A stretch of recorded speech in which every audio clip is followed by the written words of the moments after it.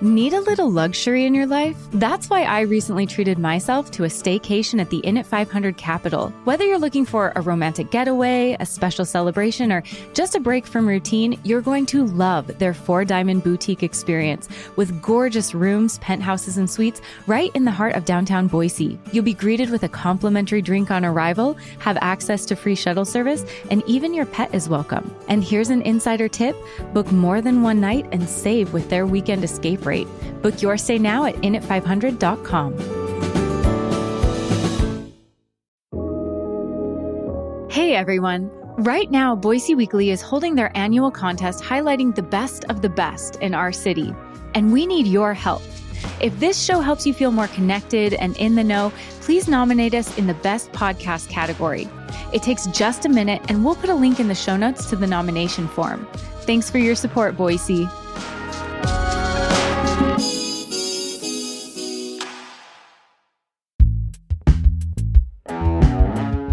Today on CityCast Boise.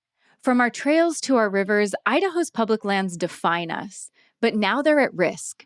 Federal employees tasked with managing public lands have been fired, and developers want to carve them up for cheap housing. We're unpacking the threats with a conservation advocate and discussing how Boiseans are fighting back. It's Thursday, March 20th. I'm Lindsay Van Allen, and this is what Boise's talking about.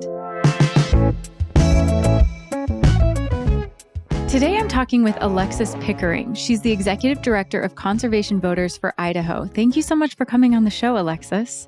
Thanks for having me. I'm so excited to be here. It's been a really chaotic time for people who work in public lands with mass firings in the Forest Service and BLM in Idaho. It's still not clear how many people in our state have been affected, but it appears to have hit several communities very hard. How are you and your colleagues feeling at the moment?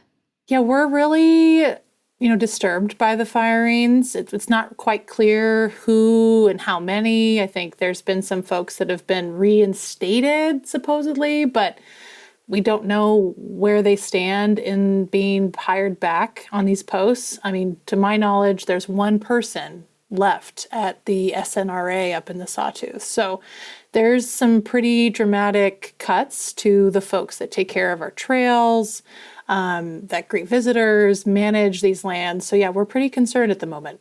And what kind of roles did these employees play in managing public lands? I mean, there has been some chatter from the federal government around that folks that do fire suppression and mitigation are not being impacted by these firings. But of course, it's always all hands on deck for all of the employees. They all have a role in some form or fashion. I mean, I grew up in Koosky, Idaho, which is in Idaho County. I was a wildland firefighter for several seasons. And, that type of work it buoys these rural communities throughout Idaho. And so not having those folks, go to the bakeries, or folks that are able to stay in hotels, all of that impacts not just the morale of the folks that were fired, but their families and the communities that they worked and lived in. And the mass firings came specifically from Washington, D.C., from President Trump's administration. And 67% of Idahoans who voted for Trump. Do you think this is what Idahoans who voted for him wanted, to see the federal workforce around public lands be cut like this?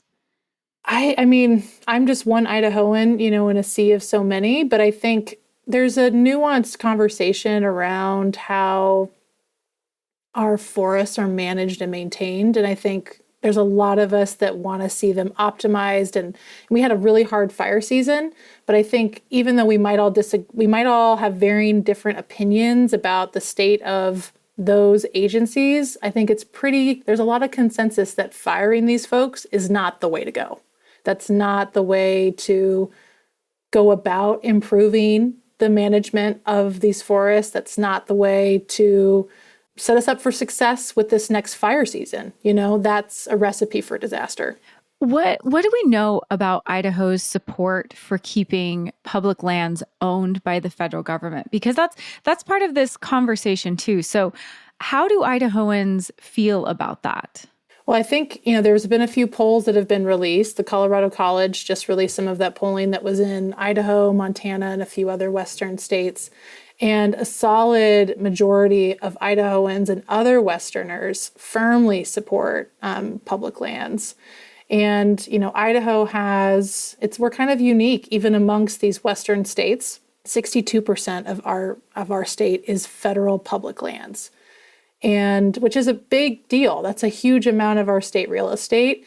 It's 32 million acres. And so it's hard not to draw parallels from the firings of all these folks and a few other decisions that have been made to not associate with, oh man, this feels like folks are getting ready to put, Idaho up for sale, essentially.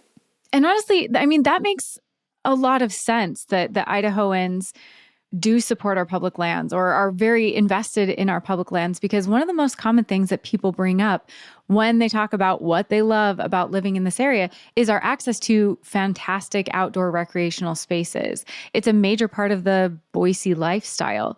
So if the firings aren't reversed, how will it affect recreation opportunities for Idahoans in the upcoming outdoor seasons? What do you think will be different? I mean, that's a great question. I think some of the things that come to mind for me is, folks, we're probably going to run into locked gates, right? We're not going to have access to the same places that we've always been able to go to with your kids or your grandparents, right? That could look like toilets being overrun, right? Water facilities not being able to be, sustained or maintained, right? I think all of those little things that make recreating and enjoying our public lands the experience that they are, that is going to be compromised by these firings. Well, and that's something that I know my family has really benefited from is, and when we have people from out of state come and camp with us or go on hikes or just enjoy our outdoor spaces, they oftentimes say things like, oh man, like the bathroom facilities were really nice. And, there was always access to water to wash things, or these trails are really well maintained. And so I'm personally very nervous about what this is going to look like for all of us who want to enjoy these spaces, that's a major draw for us living here.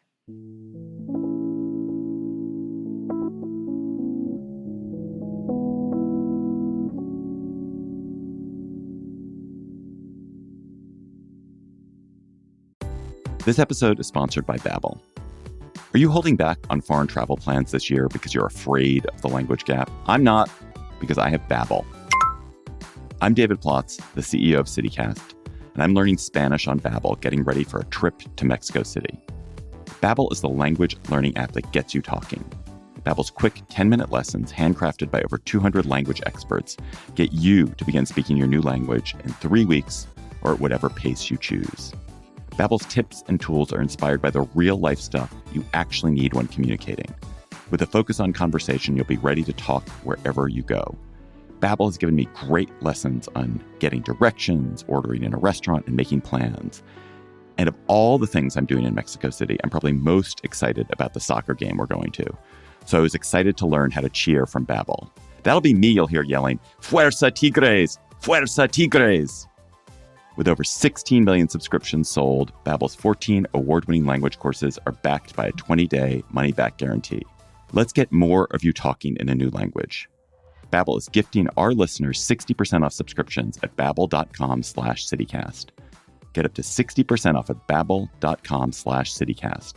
Spelled BABBEL.com/citycast. Babbel.com/citycast.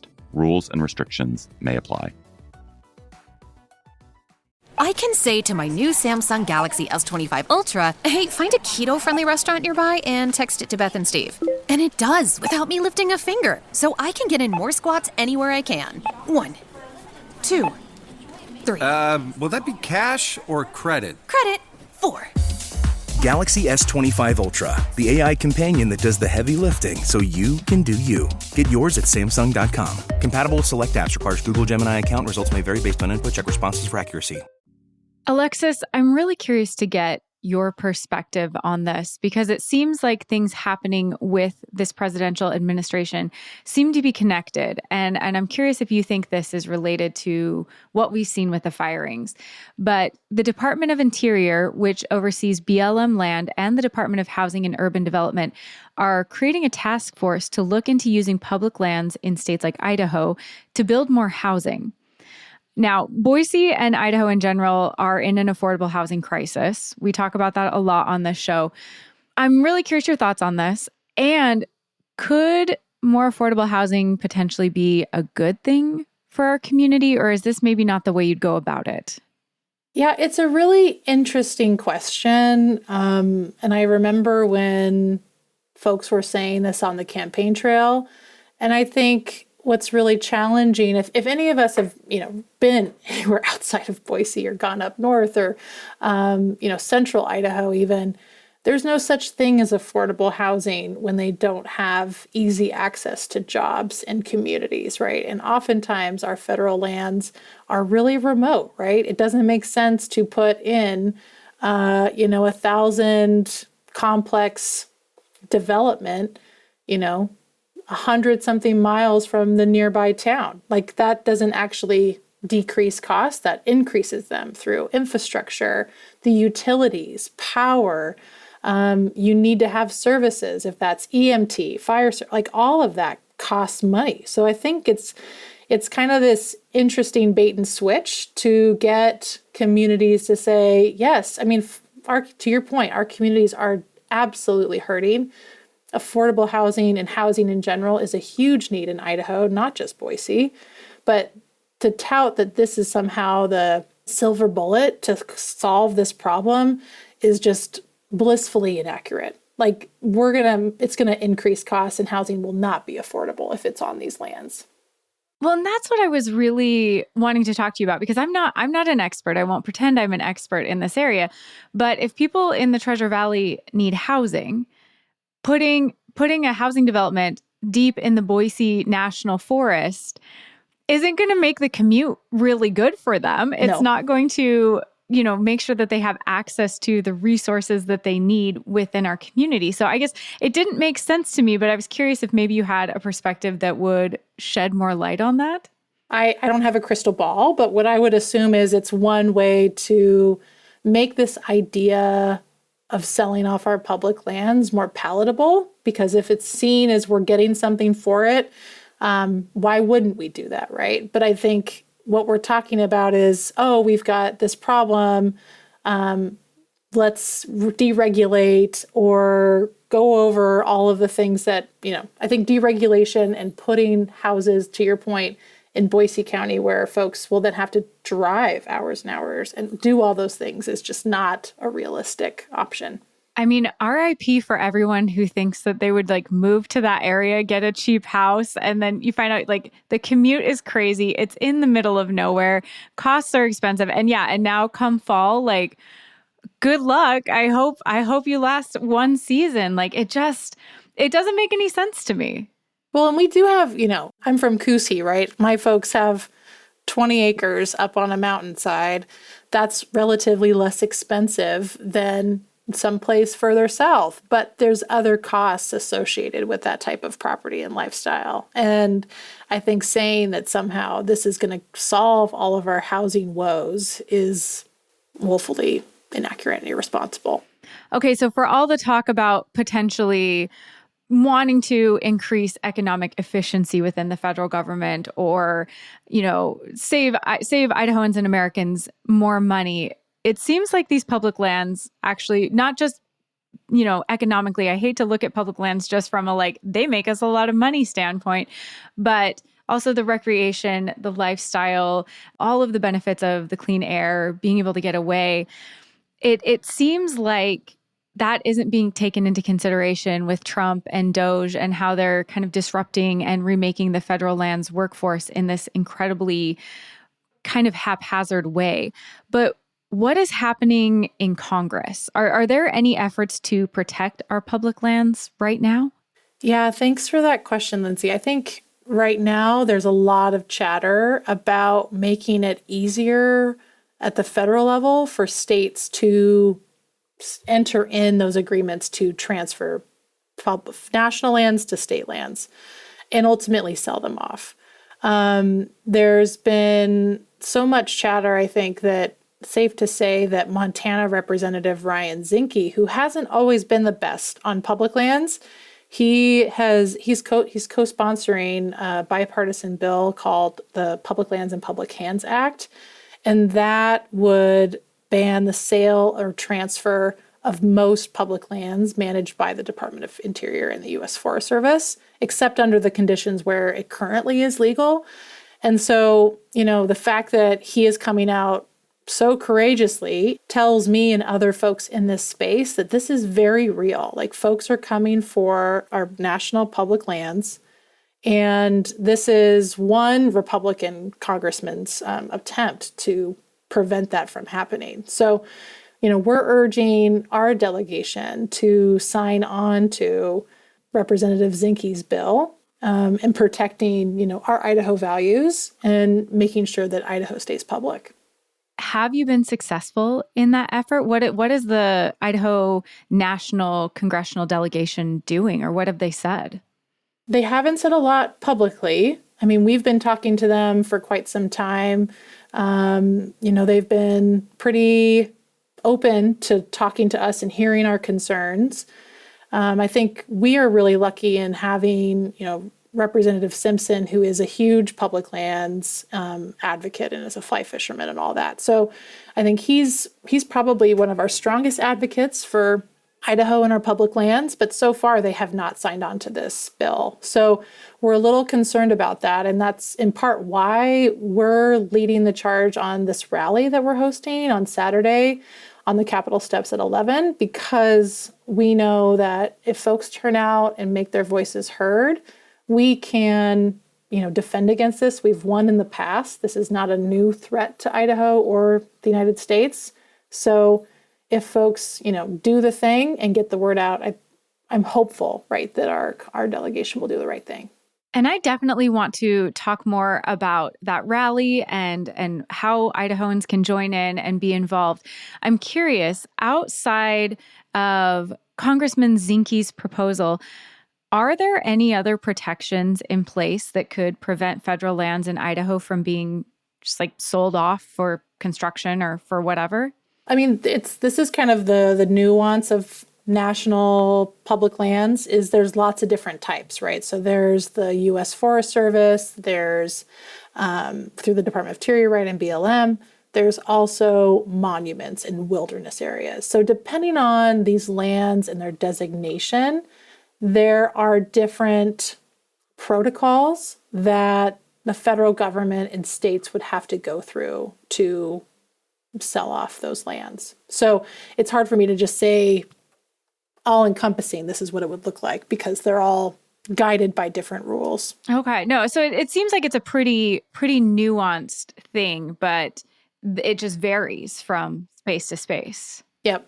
And right now, the most control that folks have back in DC are through our Forest Service and BLM lands, the Department of Interior. So that's a huge chunk of our public lands in Idaho.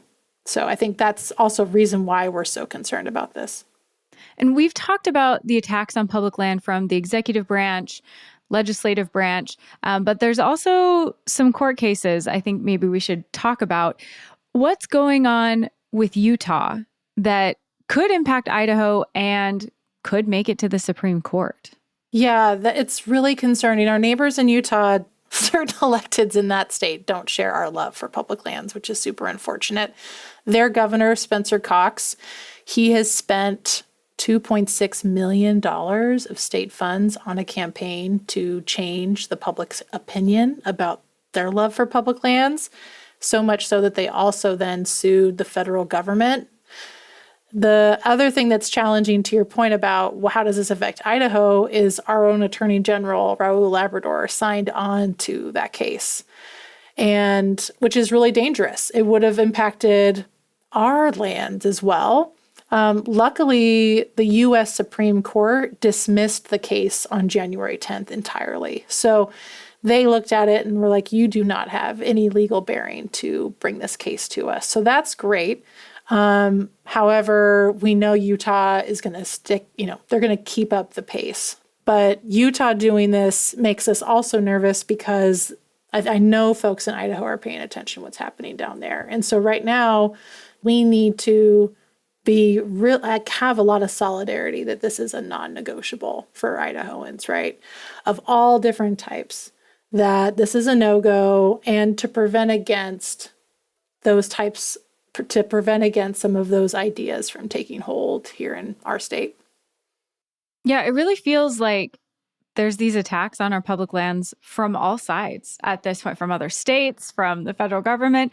So when is the rally and how can Idahoans get involved? Because it seems like this is going to be something Idahoans care about. Yeah, I think so. It's one of those universal uniters throughout the state, which is one of the reasons why I love talking about public lands. But we're having this rally. It's going to be at the Capitol steps here in Boise at 11. We've got some amazing speakers from across the state that are coming in. And we know folks that are bringing their horses, they're bringing their rafts. Folks are coming that are either motorized, non-motorized, hikers, hunters, all different sorts are welcome to come. It'll be a fairly short thing. And our big call to action is to email and call our federal delegation to urge them to support Ryan Zinke's bill to keep public lands in public hands. In addition to the rally, what can Idahoans do if they want to protect public land access? And let's say they can't make it to the rally, or beyond the rally, they want to do more. I think, follow your favorite conservation org. If it's CVI, great. If it's a different org, that's great too. Volunteer. I think also communicating to your own community members about what impacts you're seeing on the ground as the impacts kind of settle is going to be really huge, because oftentimes, we're seeing how folks are dismissing the reality of what these decisions are having on our local communities. And it's really hard. It's really easy to dismiss them if they're, one at a time. But if all of us are saying, hey, this is what I'm seeing, this is how this is bad for us, right? I think that creates a chorus of dissent, that it's like, this again is not up for debate, right? This has huge ramifications to who we are as Idahoans, regardless of a political affiliation. If you're here in the last few years, or if you've been here forever, or fifth generation Idahoan, right? Like, we have to just work together and be united in the fact that this idea that we're going to mismanage our federal lands to a point where sell-off is imminent, that just can't happen. Alexis, thank you so much. I know this is a very nuanced conversation. It's changing constantly. So I really appreciate you taking the time to break it down and let us know about how we can get involved to protect our public spaces. Thanks, Lindsay.